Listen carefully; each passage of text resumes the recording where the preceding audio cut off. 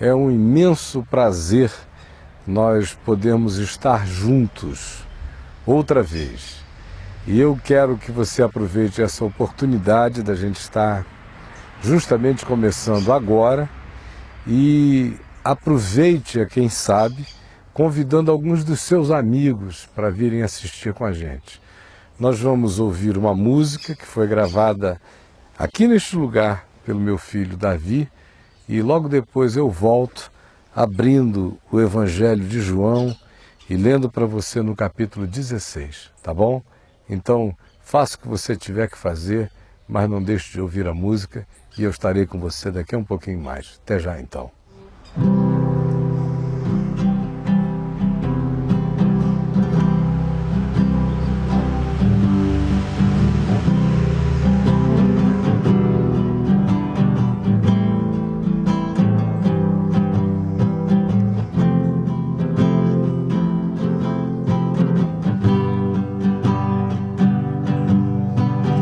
Deus, Tu és o meu Deus forte e minha fortaleza. Minha alma tem sede de Ti, Senhor, com júbilo nos lábios. Te louvo, ó meu Deus, embaixo de Tuas asas encontro abrigo. Te louvo e te bendigo, pois Tu sempre és comigo, ó Senhor. Glórias ao Deus eterno. Te louvo e te bendigo, pois Tu sempre és comigo, ó Senhor. Glórias ao Deus. Ó Deus, Tu és o meu Deus forte e minha fortaleza. Minha alma tem sede de Ti, Senhor, com júbilo nos lábios. Te louvo, ó meu Deus, embaixo de Tuas asas encontro abrigo. Te louvo e te bendigo, pois Tu sempre és comigo, ó Senhor. Glórias ao Deus eterno. Te louvo e te bendigo, pois Tu sempre és comigo, ó Senhor. Glórias ao Deus eterno. Eterno, ao Deus eterno. Glórias, eterno, eterno, ao Deus eterno. Glórias.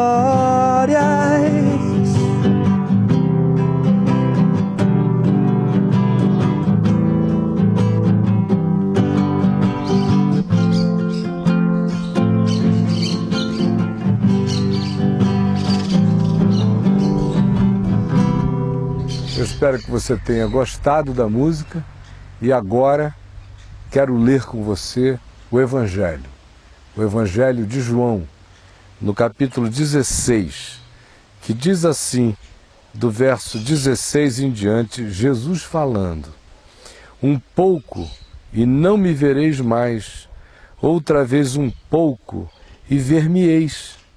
Então alguns dos seus discípulos disseram uns aos outros: que vem a ser isto que nos diz, um pouco e não mais me vereis, e outra vez um pouco e ver-me-eis? E vou para junto do Pai? Diziam, pois, que vem a ser esse um pouco? Não compreendemos o que quer dizer. Percebendo Jesus que desejavam interrogá-lo, perguntou-lhes: indagais entre vós a respeito disto que vos disse, um pouco e não me vereis, e outra vez um pouco e ver-me-eis? Em verdade vos digo que chorareis, e vos lamentareis, e o mundo se alegrará. Vós ficareis tristes, mas a vossa tristeza se converterá em alegria.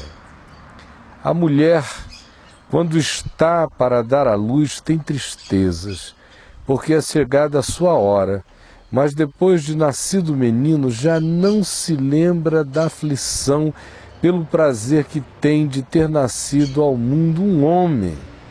Assim também, agora, vós tendes tristeza, mas outra vez vos verei, o vosso coração se alegrará, e a vossa alegria ninguém poderá tirar. Naquele dia nada me perguntareis. Em verdade vos digo, se pedirdes alguma coisa ao Pai, Ele vô-la concederá em meu nome. O que Jesus está dizendo faz referência clara, histórica, objetiva e explícita a um acontecimento que estava às portas quanto a se implantar. Ele está, de fato, se despedindo dos seus discípulos sem que eles soubessem que aquilo tudo era uma despedida. Eles não faziam a menor ideia que algumas horas depois Jesus estaria preso, maniatado e seria levado para a casa do sumo sacerdote, humilhado a noite inteira, sob interrogamentos estapafúrdios, e que no dia seguinte ele seria levado para Pilatos, de Pilatos a Herodes, de Herodes a Pilatos, do Pilatos no pretório e do pretório para o Gólgota, para a crucificação. Isso não ocorria na cabeça daqueles discípulos, embora Jesus tivesse dito a eles que isso aconteceria muitas vezes. O fato é que Jesus simplesmente, no meio da conversa, diz a eles: um pouco e ainda me vereis, outra vez um pouco e não me vereis mais, porque eu vou para junto do Pai.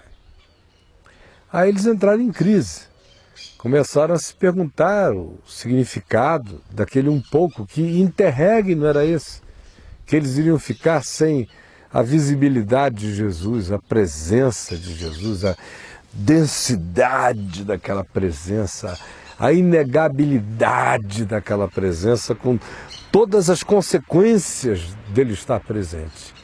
Eles queriam saber que parênteses era esse, que momento de abandono era esse, que gap é que se estabeleceria de modo que naquele fosso Jesus não estaria supostamente com eles.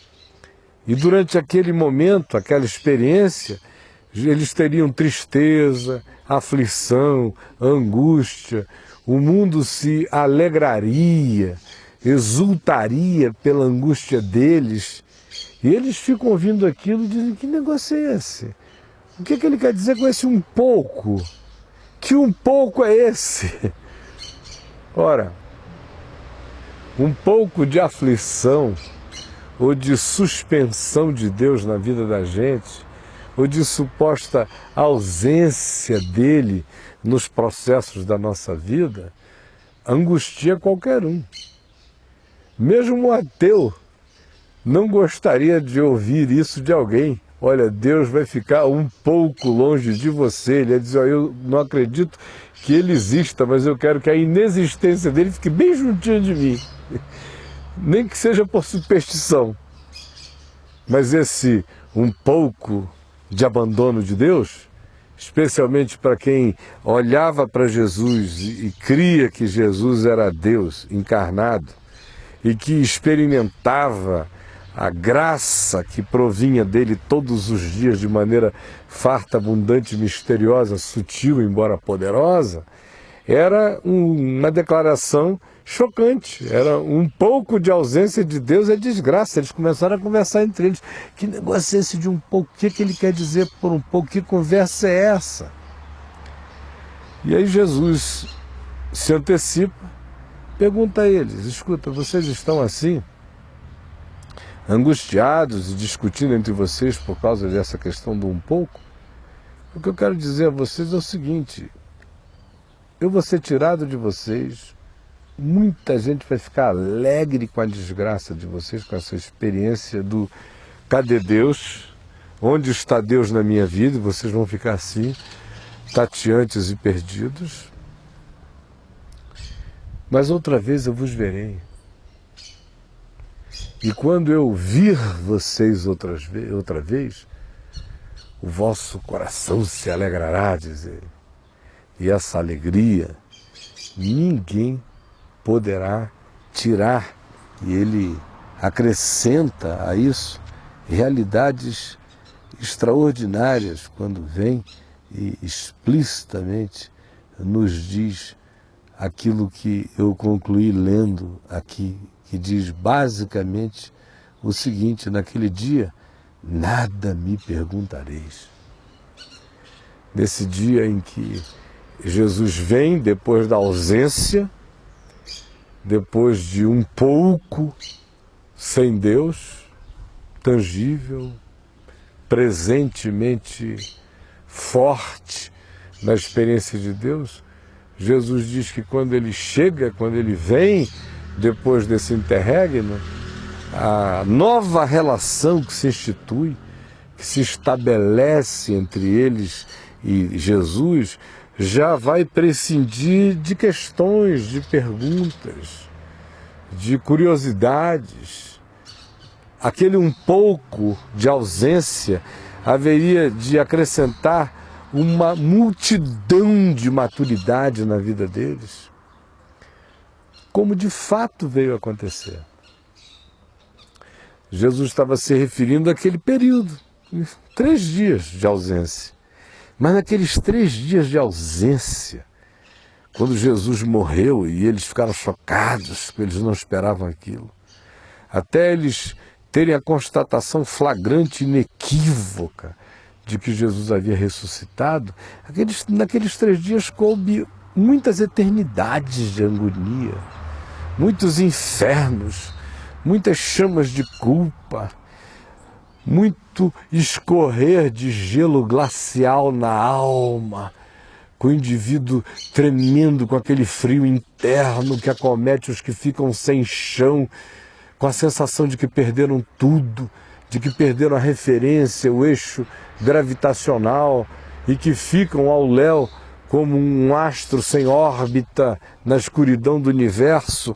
Assim que eles ficaram, assim que eles se sentiram, coube todas as agonias do mundo naqueles 3 dias.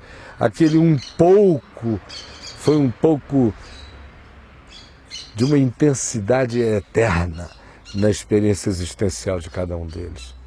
E o resultado?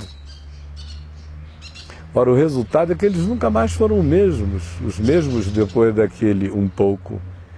Quem vê aqueles indivíduos até aquele momento e depois desse interregno, quando inicia o processo de novo de encontro deles com Jesus ressuscitado, até eles receberem o Espírito Santo no dia de Pentecostes, e daí o que se segue de ousadia, de intrepidez, de pregação, de destemor, de sabedorias crescentes na compreensão deles, nos faz ver que aqueles 3 dias, onde eu já disse, coube muitas eternidades de experiências existenciais, foram os dias da maturação, do trabalho de parto, para que em Deus, em Jesus e no Evangelho, eles fossem paridos daquele estado que começou fetal e que foi se desenvolvendo, mas ainda na formação de uma criança, na proteção daquele útero de Jesus, cuidando deles, andando por sobre as águas, multiplicando pães,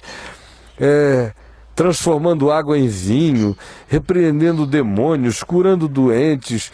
Eles não tinham nada e tinham tudo, não carregavam bem algum e eram fartos de todas as necessidades, assim como acontece quando a gente está no ventre da mãe.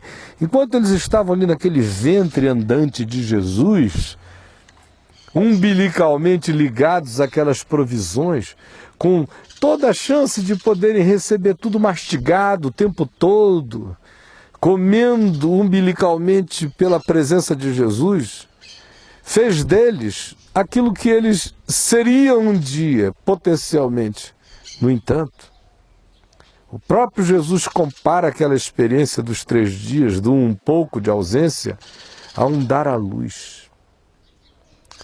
A mulher, quando está para dar à luz, sente tristezas, porque a sua hora é chegada, mas depois já nem se lembra das dores e das tristezas pela alegria de ter trazido ao mundo um homem.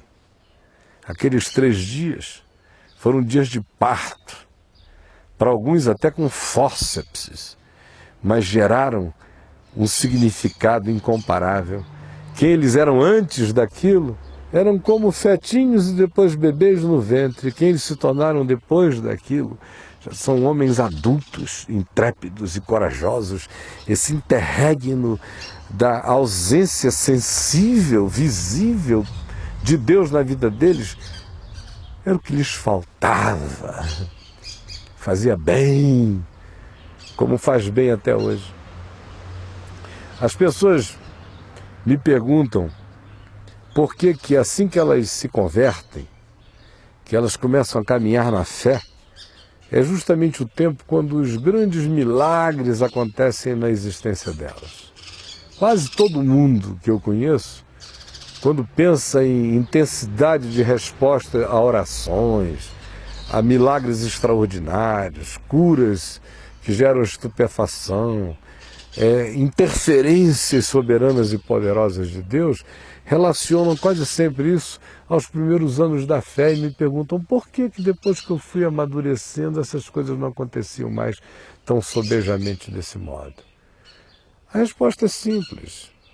É quando a gente está no ventre, ligados umbilicalmente naquele processo do nascimento, que você foi concebido, aí vira um fetozinho, aí vai ganhando formas, vai se desenvolvendo até ficar pronto para nascer, é cheio de milagre o tempo todo. A criança gargalha aqui dentro, brinca, vira, mexe, a mãe canta, ela chuta, se rejubila, come, entregue a graça aos processos naturais da graça de Deus alimentando a vida dela, mas vai chegar a hora em que esta pessoa vai precisar nascer, vai precisar virar gente grande. E aí, esse é outro processo, vem para o lado de fora para crescer. Por que eu estou dizendo isso a você? É a pergunta que você está se fazendo, provavelmente. Estou dizendo isso a você por 2 razões. A primeira é porque tem gente hoje me vendo aí e que está justamente vivendo a experiência desse ato. Gente que vinha experimentando a presença farta de Deus na vida e agora fica tateando, pegando, tentando apalpar o que foi que houve, meu Deus, onde ele está em angústia, em crise, negou a Jesus e não sabe se será perdoado, fugiu e não sabe se será acolhido, desapareceu e não sabe se outra vez a vida voltará a ser normal como antes. Enfim, tudo que aconteceu com aqueles discípulos iniciais. Teve quem negasse, quem fugisse, quem corresse, quem deixasse um lençol nas mãos dos guardas e fosse embora nu para não ser apanhado, quem amasse muito, mas ficasse escondidinho atrás da árvore chorando sozinho. Houve de tudo. Houve quem não acreditasse, houve quem desistisse, houve quem tivesse pensado em ir embora e não voltar mais. Houve pessoas que entraram no pôr do sol da agonia de toda a experiência da vida pelo que tinha acontecido. Aí quando Jesus volta de novo e se manifesta a eles, a radiância de um amanhecer eterno explode na alma deles e a maioria deles nunca mais vive do mesmo modo. Estou dizendo isso a você porque se você está vivendo essa experiência desse ato, se você, esse indivíduo, essa pessoa que gozava de tantas coisas e de repente começa a experimentar essa solidão, este vazio, onde está Deus? Por que será? Por que eu estou deprimido? Por que parece que as minhas expectativas se frustraram? Por que subitamente deu tudo errado. E agora eu não encontro nem respostas, nem soluções, nem presença de Deus. Sabe por quê? Sabe para quê? Para você deixar de ser esse fetinho num cordãozinho umbilical, ou um bebezinho de vida intrauterina, e levar esse cacete da passagem, chorar, espernear, babar sem saber o que é o mundo no qual você foi posto, porque é só assim que surge um homem, uma mulher. Até quando Deus, entre aspas, abandona a gente, é graça dele, é bondade dele. Assim como um pai que, preocupado, no entanto, muitas vezes deixa o filho na piscina, assistindo-o de perto para ele, naquela agonia de bater pernas e mãos, aprender a nadar. Ou quando nos passar do engatinhamento para os primeiros passos, você assiste deliberado e pedagogicamente à distância o seu filho ensaiar passos que se misturam com quedas e tropeções, até que ele aprenda a andar. Quem segura no colo e carrega a vida fora, ama de maneira adoecida, e não é assim o amor de Deus.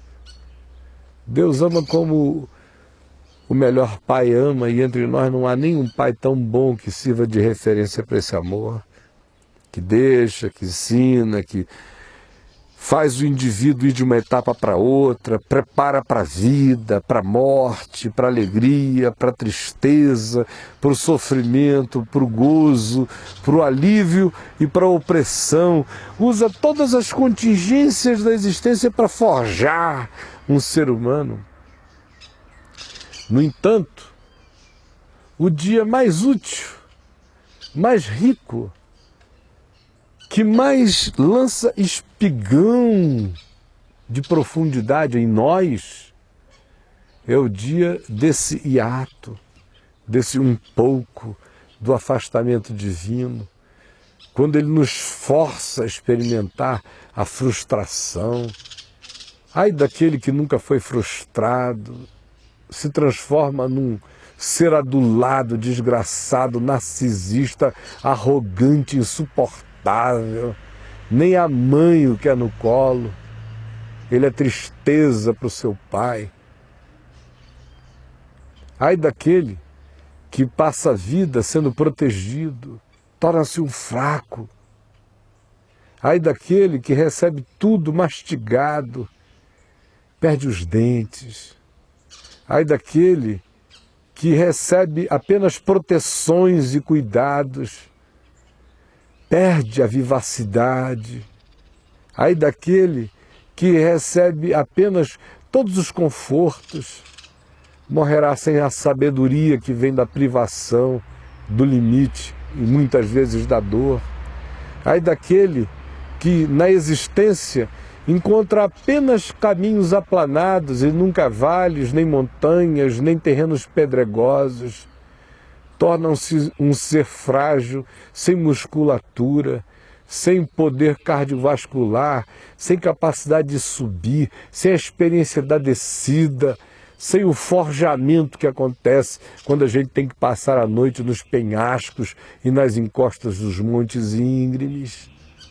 Ai daquele que na vida vai sendo levado como que numa redoma, jamais crescerá.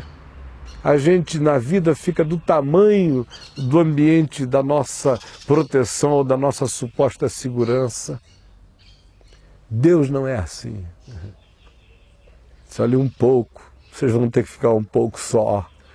Não me vereis até chegar aquela hora em que eu vou aparecer, ressuscitar de entre os mortos, e aí a alegria de vocês ninguém mais vai poder tirar.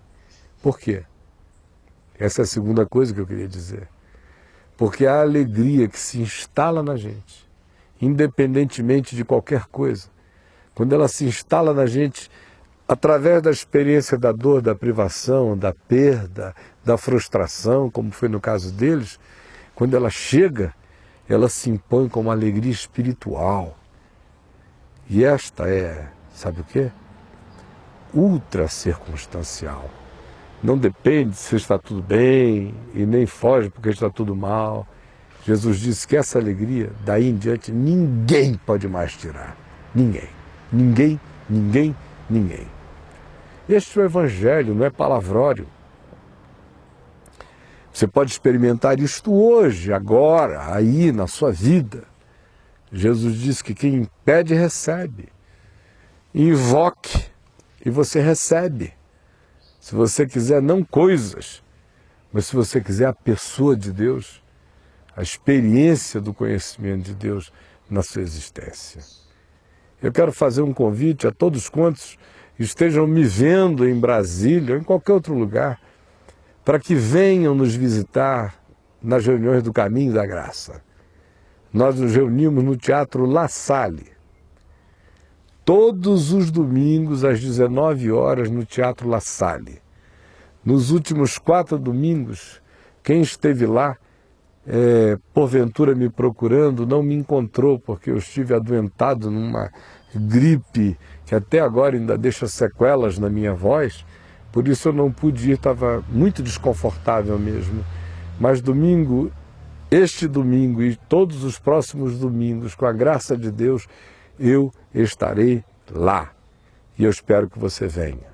Eu concluo só pedindo que você não deixe de ir ao meu site, www.caiofabio.com. Mergulhe lá e leia. Ouça a rádio do site.